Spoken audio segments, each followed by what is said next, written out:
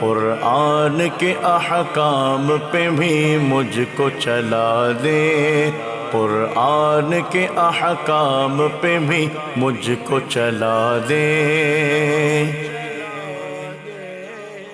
الحمد للہ رب العالمین والصلاة والسلام علی سید الانبیاء والمرسلین، اما بعد فاعوذ باللہ من الشیطان الرجیم، بسم اللہ الرحمن الرحیم۔ محترم ناظرین کرام، آپ دیکھ رہے ہیں پروگرام احکام قرآن۔ جیسا کہ آپ جانتے ہیں کہ اس پروگرام میں ہم آیات احکام کی تفسیر سنتے ہیں۔ پچھلے پروگرام میں ہم نے سورہ شعراء کے تعلق سے چند آیات پر گفتگو کی، اور آج ہم سورہ نمل کو شروع کریں گے، اور سورہ نمل کے تعلق سے جو مفسرین ہیں جنہوں نے آیات احکام کا تعین کیا ہے، انہوں نے ایک آیت مبارکہ کا انتخاب کیا ہے یہاں پر۔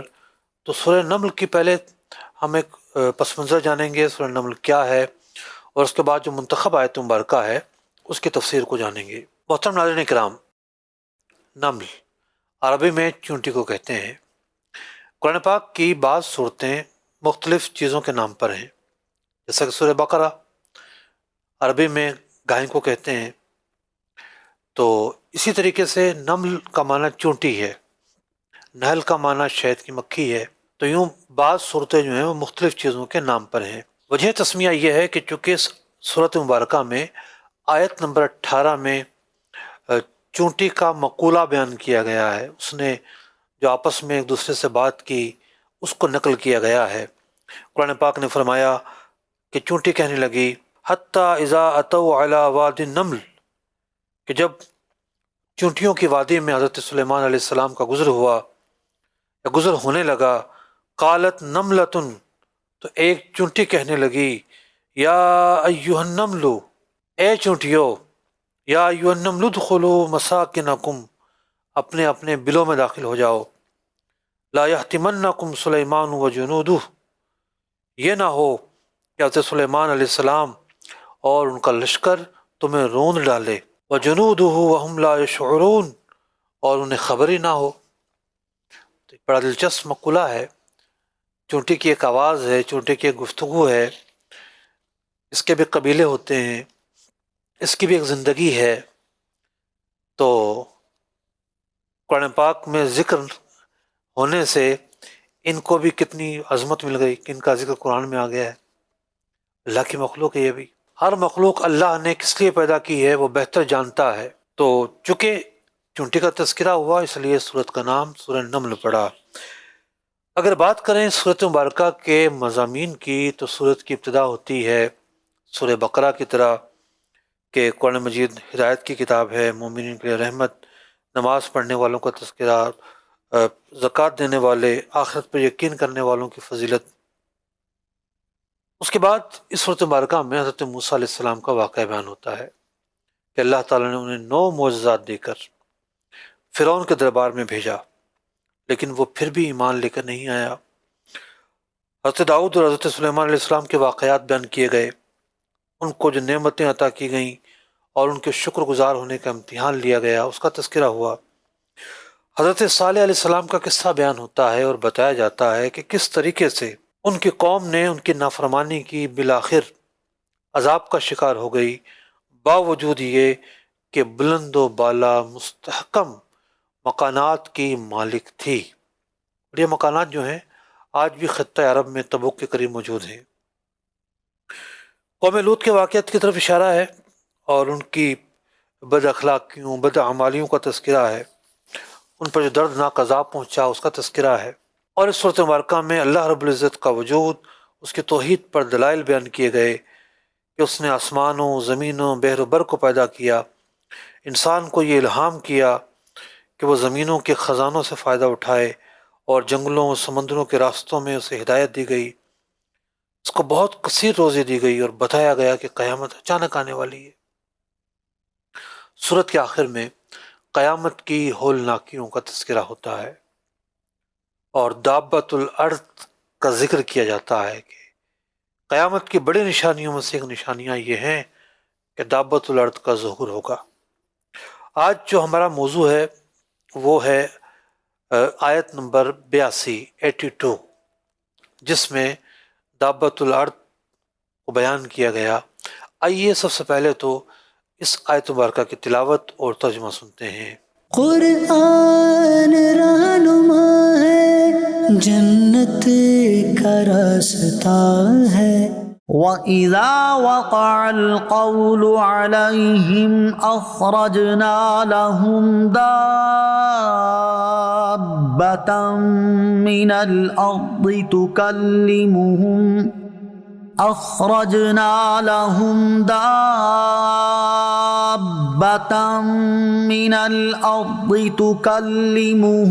أَنَّ النَّاسَ كَانُوا بِآيَاتِنَا لَا يُوقِنُونَ۔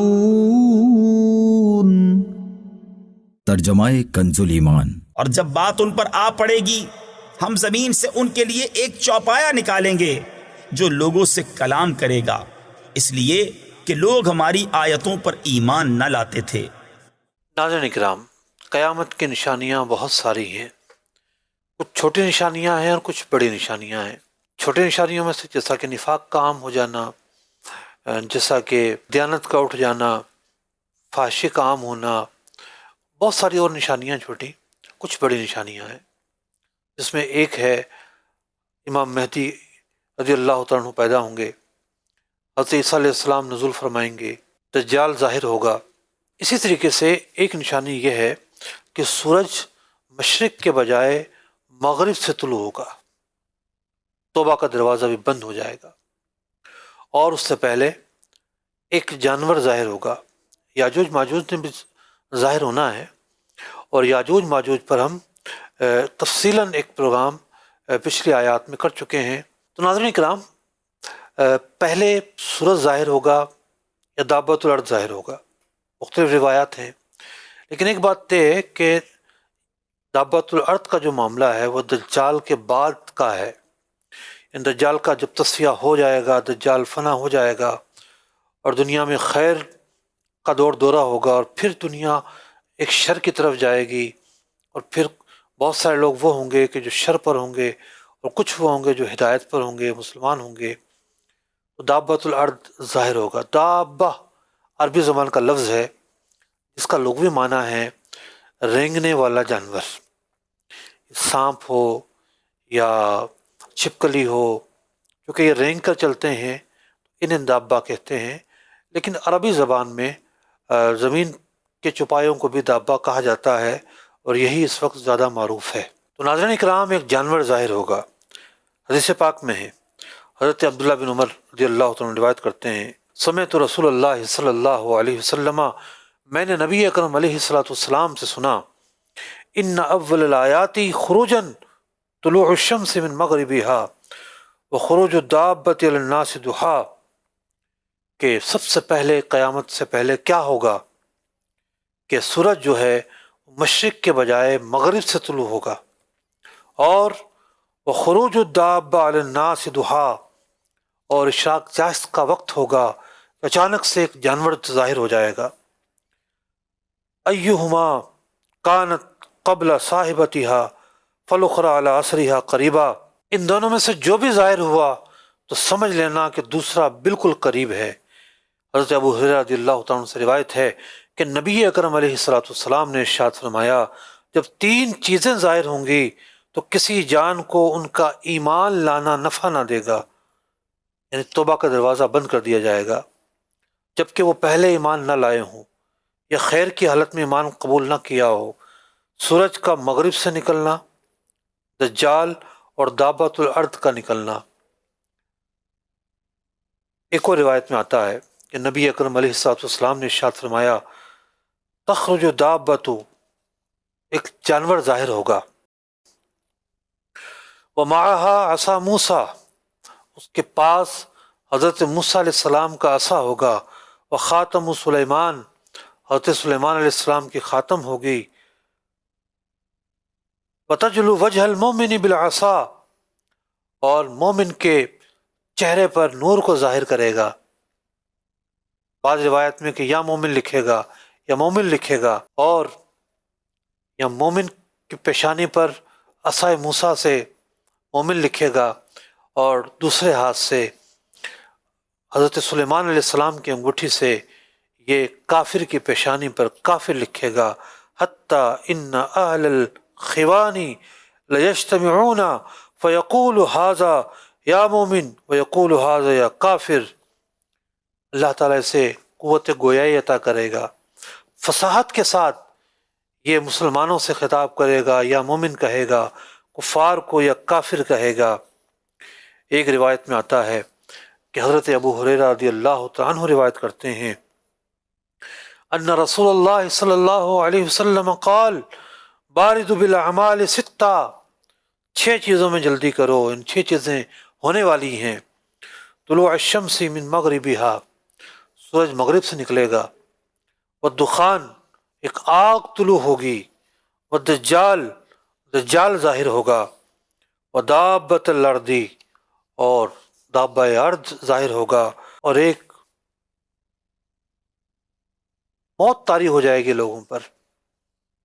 ایک معنی یہ ہے، ایک معنی یہ بھی کیا گیا ہے اس کا کہ کوئی ریاست ہی نہیں رہے گی، فتنہ ہی فتنہ برپا ہو جائے گا، بلوہ ہی بلوہ برپا ہو جائے گا۔ ناظرین کرام، قیامت کی یہ نشانیاں کیوں ظاہر کی گئی ہیں؟ یہ کیوں ظاہر ہوں گی؟ ان کا تذکرہ کیوں کیا جا رہا ہے؟ نبی غیبدان صلی اللہ علیہ وسلم نے اپنی احادیث میں اس کا تذکرہ کیا ہے، آنے والے واقعات کو بیان کیا ہے۔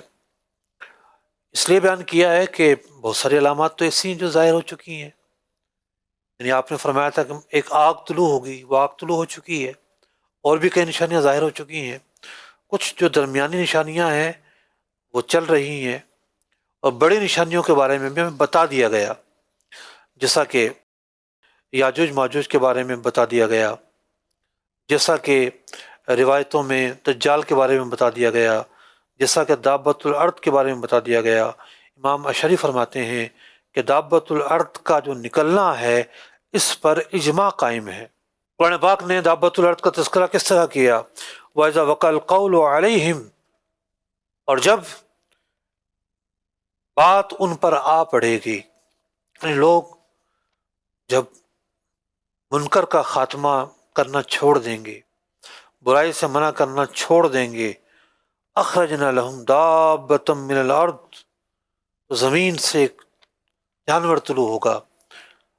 بعض روایات میں یہ ہے کہ کوہ صفا کے قریب سے طلوع ہوگا، مکہ مکرمہ سے طلوع ہوگا، کیونکہ کوہ صفا یا جیات کی جو پہاڑیاں ہیں اور مسجد الحرام شریف میں کوئی فاصلہ تو ہے نہیں، بظاہر تھوڑا سا فاصلہ ہے، ملی ہوئی ہیں، تو اس لیے بعض نے یہ بھی کہا کہ مسجد الحرام سے ظاہر ہوگا۔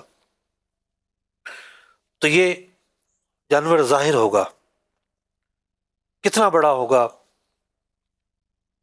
احادیث کے اندر بڑی لمبی چوڑی تفصیل آئی ہے اس کی۔ حضرت ابن عباس رضی اللہ تعالیٰ سے روایت ہے کہ اس کی گردن طویل ہوگی، مشرق والا ایسے دیکھے گا جیسے مغرب والا، یعنی سب کو نظر آئے گا۔ اس کا چہرہ انسان جیسا، چونچ پرندوں جیسی، بالوں اور اونوں والا ہوگا۔ بعض ائمہ سے یہ مروی ہوا کہ اس میں بہت سارے جانوروں کے رنگ ہوں گے، یعنی اس کی جو پیٹھ ہے وہ شیر جیسی ہوگی، اس کا منہ جو ہے وہ بیل جیسا ہوگا، اور مختلف طرح کے جانوروں کے اس کے اندر نشانیاں ہوں گی۔ عجیب الخلقت جو ہے قسم کا یہ جانور ہوگا، اور نہ کسی نے اس سے پہلے ایسا جانور دیکھا ہوگا، اور نہ اس کے بعد دیکھیں گے۔ ذرا اندازہ کیجئے، جانور تو بہت سارے ہیں، ایک وہ جانور کہ جو حق اور سچ بیان کرے گا، جسے قوت گویائی دی جائے گی، جسے غیب کی خبر دی جائے گی، وہ کہے گا یہ مومن ہے، یہ کافر ہے، جس کے ایک ہاتھ میں عصائے موسوی اور ایک ہاتھ میں انگشت سلیمانی ہوگی۔ عصائے موسوی سے وہ مسلمان کی پیشانی پر مومن لکھے گا، اور انگشت سلیمانی سے وہ کافر کی پیشانی پر کافر لکھے گا۔ اندازہ کیجئے، تکلمہم، یہ جانور لوگوں سے خطاب کرے گا۔ آج لوگ کرامتوں کا انکار کرتے ہیں، کیسے ہو سکتا ہے؟ یہ بزرگ کیسے ہو سکتے ہیں؟ یہ بابے کیسے ہو سکتے ہیں؟ بابے تو اشرف المخلوقات ہیں، یہ اوصاف تو ایک چوپائے کے بیان ہو رہے ہیں قرآن پاک میں، کہ وہ چھپایا آئے گا اور اللہ تعالیٰ اسے قوت گویائی عطا کرے گا. ان الناس کانوا بآیاتنا لا یوقنون، اور اس لیے کہ لوگ ہماری آیات، ہماری نشانیوں پر یقین نہیں رکھتے. اور پھر یقین نہ رکھنے والوں کے لیے یہ کھلا دن ہوگا. اور دابۃ الارض جو ہے وہ ظاہر ہو کر بہت سارے لوگوں کا تصفیہ کرے گا. حضرت ابن مسعود رضی اللہ تعالیٰ عنہ روایت کرتے ہیں کہ یاجوج ماجوج کے بعد لوگ زیادہ وقت نہ گزاریں گے یہاں تک کہ طلوع شمس از مغرب واقع ہو جائے گا، قلمیں خشک ہو جائیں گی، صحیفے لپیٹ لیے جائیں گے. اس وقت کسی کی توبہ قبول نہ ہوگی. ابلیس سجدہ ریز ہو کر پکارے گا، الہی مجھے حکم فرما جس کے لیے تو چاہے میں اسے سجدہ کروں. شیطان جو ہے راندائے درگاہ اس لیے ہوا کہ اس نے اللہ کا حکم نہیں مانا. اس نے حضرت آدم علیہ السلام کو سجدہ نہیں کیا. اب جب یہ دیکھے گا کہ قیامت قائم ہونے والی ہے، اللہ کی بارگاہ میں کہے گا کہ جسے تو چاہے میں اسے سجدہ کرنے کے لیے تیار ہوں.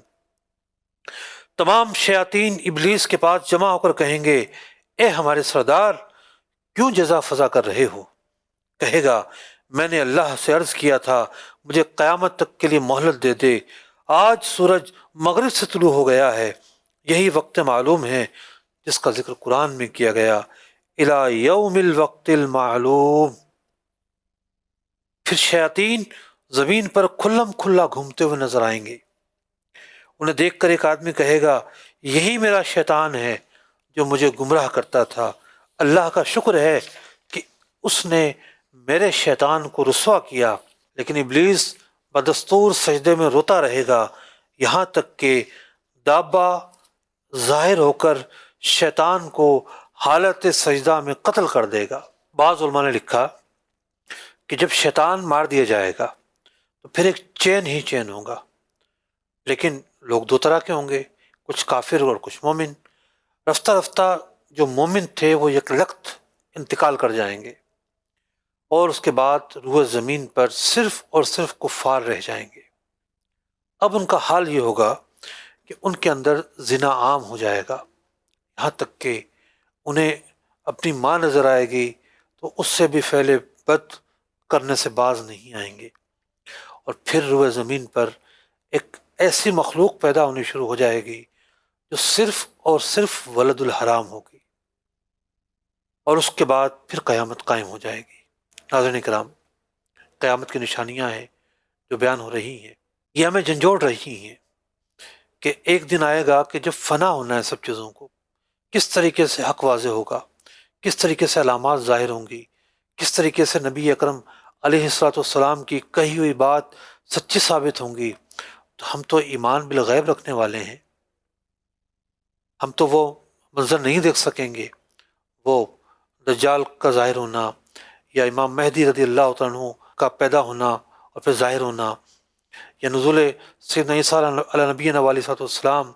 لیکن ہمارے پیارے آقا علیہ الصلوۃ والسلام نے ہمیں چونکہ خبر دی ہے، ہم ان سب باتوں کی تصدیق کرتے ہیں، اور ہم یہ عرض گزار ہیں کہ یقینی طور پر یہ سب باتیں ہو کر رہیں گی. اصل چیز یہ ہے کہ یہ ساری کی ساری باتیں ہمیں یہ دعوت دیتی ہیں کہ دنیا دار فنا ہے، دنیا میں بڑے بے شمار تغیرات ہیں، بے شمار رنگ ہیں، نہ جانے کیا کیا اتار چڑھاؤ ہے، لیکن قہر و تسلط بھی ہے، رعب و دبدبا بھی ہے. کیا کیا طاقتور حاکم آئے اور آئیں گے، ہر طرح کا رنگ ہوگا، ظالم اپنا ظلم بھی دکھائے گا. دجال کیا کم ہوگا، اس کی طاقت، اس کی قوت، اس کی ہیبت، اس کے اختیارات کم نہیں ہوں گے، لیکن وہ بھی بالآخر ذلت کا شکار ہوگا.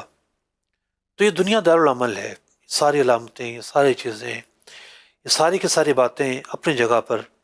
لیکن جو احساس ہمارے دل میں پیدا ہونا چاہیے وہ یہ ہونا چاہیے کہ ہمیں اللہ کی طرف رجوع کرنا ہے. اللہ رب العزت ہمیں متوجہ کرنے کے لیے مختلف چیزیں بیان فرما رہا ہے. اس کا پیارا حبیب علیہ الصلوۃ والسلام مختلف طرح کی تفاصیل ہمارے سامنے بیان فرما رہا ہے. نبی مکرم صلی اللہ علیہ وسلم نے بہت تفصیل کے ساتھ دجال کو بیان کیا کہ دجال کیا ہے، کیسے آئے گا، کس طرح کا ہوگا، کس طرح کا نہیں ہوگا۔